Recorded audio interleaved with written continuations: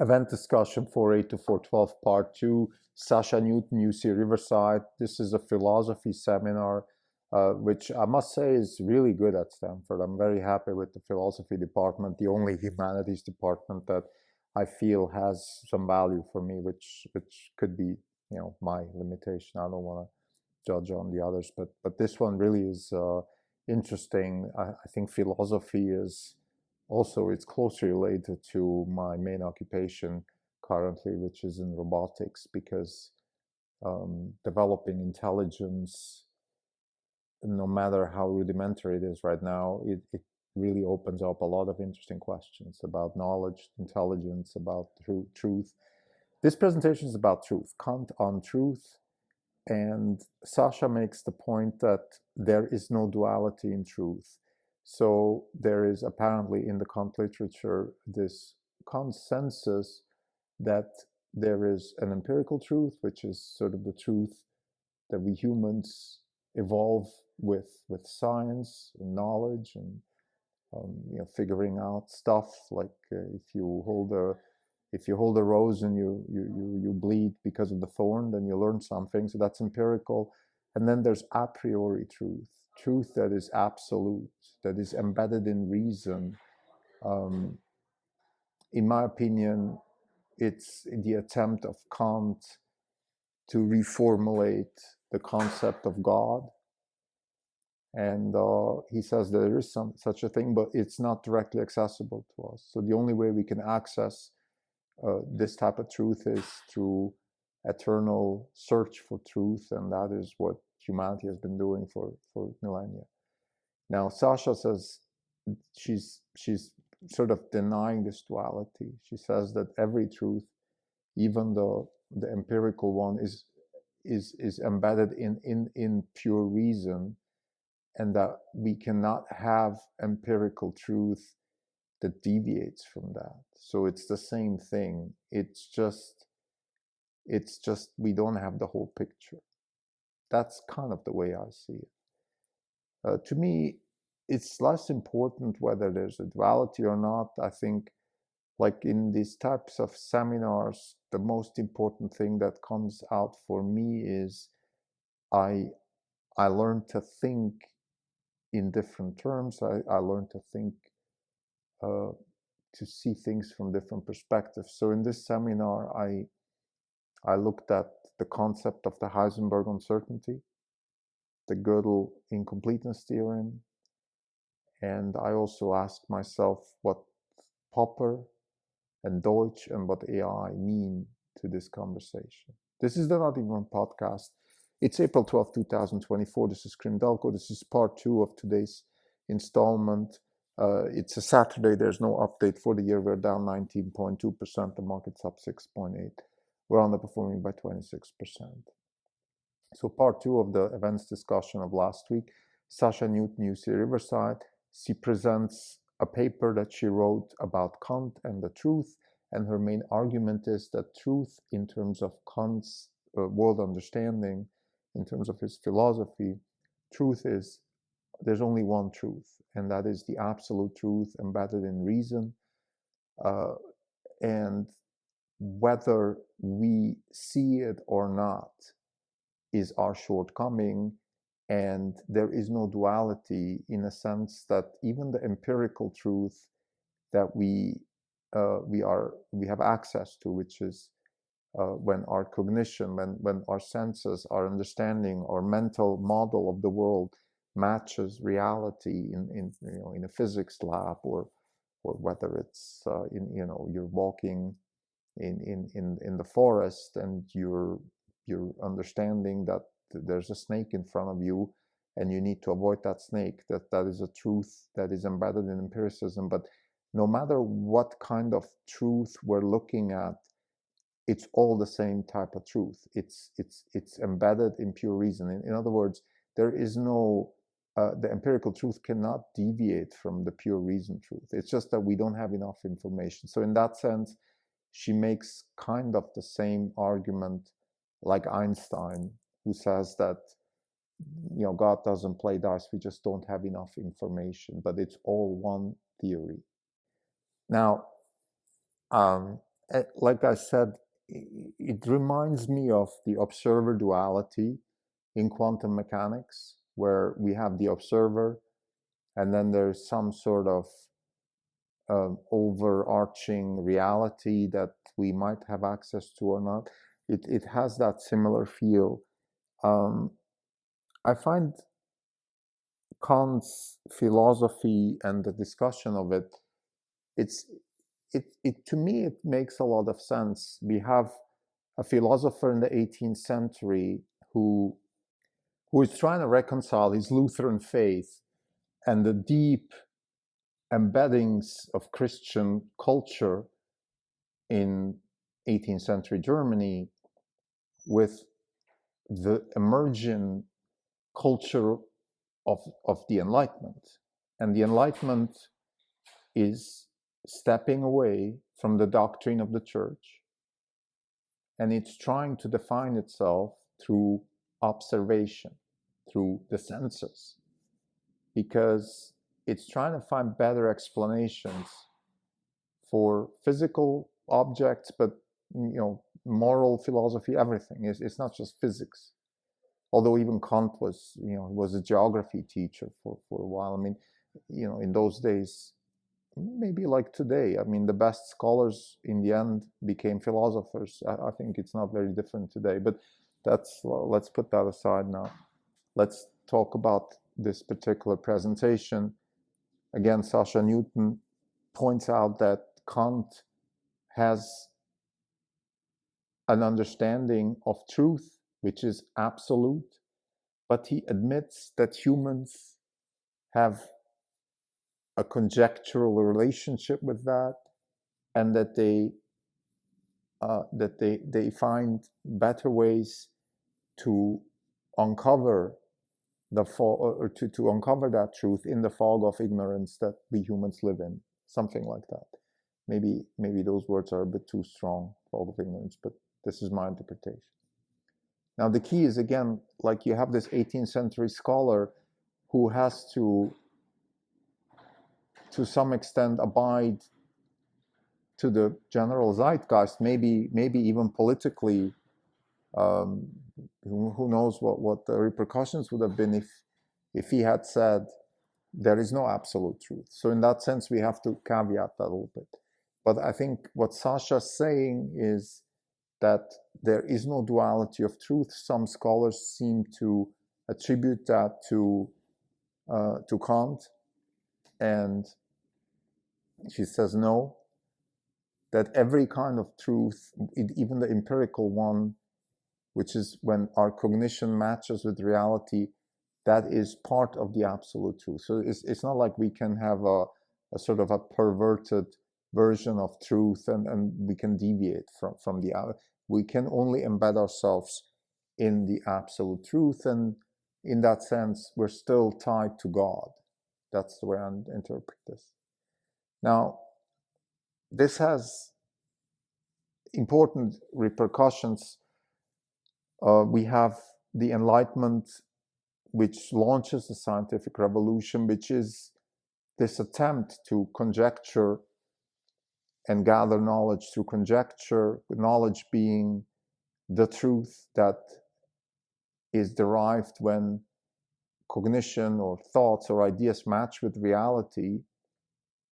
And then the scientific process is just that we found a way to democratize the process of acknowledging when truth is generated, when knowledge is generated, or empirical truth is generated, excuse me.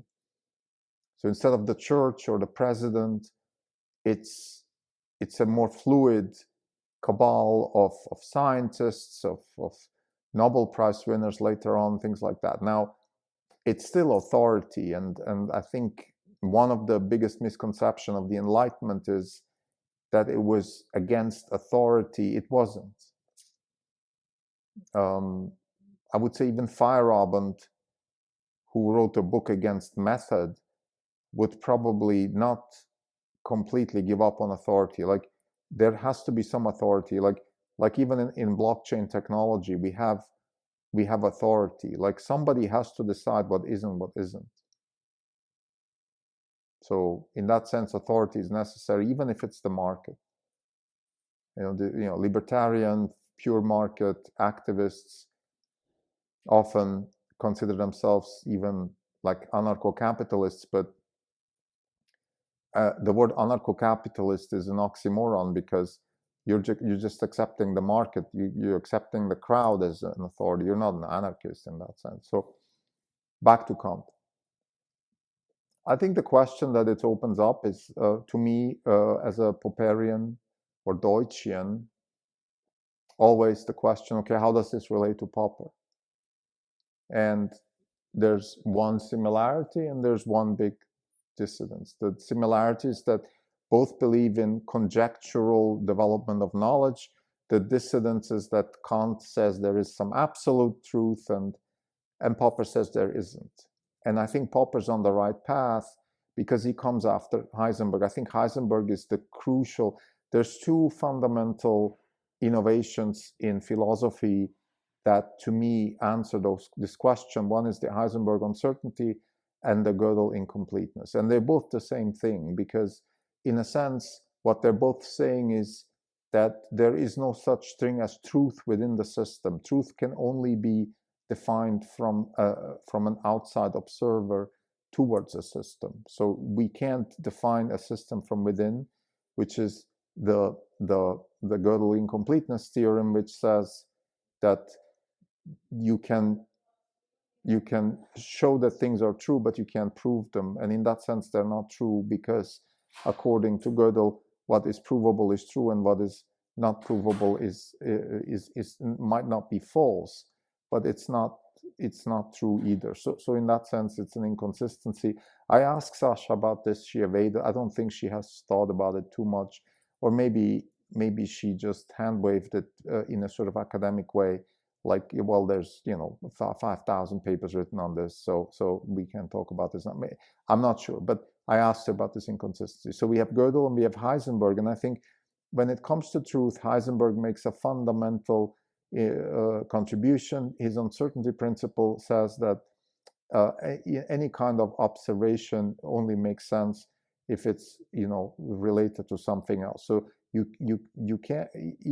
Well, you can observe yourself maybe, but certainly you have to observe something to be observing. Like otherwise you're not observing. And whenever we have observations, we have a fundamental limit of precision by which we can observe things. In other words, there's a fundamental limit to truth. And the question is then, what happens after? What's beyond that? Is that still truth? What is beyond the Heisenberg uncertainty? Even if that's only in the nanosecond type of time frame, or whatever Planck constant. What's the Planck constant? What does that mean? The minimal amount of change that a system can have. But what's beyond that? Or why is truth quantized in that sense? These are questions that, in my opinion, are they're very interesting, and I think they lead to the same Everettian world, right? In a sense that, yeah, there is an absolute truth, and there is absolute certainty, and there is even a consistency within our world, because it's related to another multiverse which has slightly different orbitals of the sun, and therefore our orbital is as true as theirs. But if there wasn't theirs, then we wouldn't be able to define ours. So I think it's consistent, but certainly maybe in 100 years we'll talk about my argument here and say it's not very complete. I don't know. But for now, as far as my knowledge is concerned, that's the way I see it. So I see Kant and Popper and Heisenberg and Gödel all on one trajectory, but I see a big chasm between Kant and Popper, because Popper is turning away from absolute truth, and he is either consciously or unconsciously doing that because he comes after Heisenberg and after Gödel, which, in my opinion, ends the Enlightenment. So the Enlightenment ends with Heisenberg and certainly with Gödel, that you can't be in search for absolute truth through conjecture, or whether you doesn't matter even what the process is, because there is no such thing. And it's not there because you need something from the outside to even define that what is in your system truth. And then there's a limit to the certainty that you can observe something from wherever point, whatever vantage point you're looking at it. There's an uncertainty principle formulated by Heisenberg. So that means there's a minimal amount of truth, and therefore it's not absolute. So that. But having said that, we're still living in a world that needs to pay bills and eat food and stuff, and there's a lot of truth in that, and that truth is the empirical truth, the conjectural truth, and it brings us to the question now of what is AI. And AI is a method to develop agents that can do faster conjecture, or they can do different types of conjecture. Move 37, AlphaGo 0. My car, my Tesla, can maneuver traffic much faster in very complex scenarios, because he can, the thing, he or she or it can see in 4 directions, or maybe even 6, at the same time, do the math at the same time, or near, certainly in human terms at the same time, and therefore make much faster decisions. We discussed in the previous episode about analytical methods of safety. So we can be much safer because we have more sensors and more math at our disposals. Humans have evolved, and human cognition, which is tied to the sensory inputs that we have, it has its advantages and disadvantages. But certainly machines are the machines have the ability to conjecture at a much faster pace and a much larger scale. So that's probably the best way to summarize the current situation as far as AI is concerned. And tying it to Kant just means that there's no discrepancy, really. The empirical knowledge Kant's talking about is still in the process of being developed. It's just much faster. So we have more opportunity. Now, I think as a conclusion of this episode, I want to say we're not going to discover new truths. All we're going to discover is we're going to discover more empirical truths, but not new truths. That's very, very fundamentally. So in that sense, we're almost Kantians, or we're Popperians. We're saying there is no such thing as absolute truth. So there's just more true than before.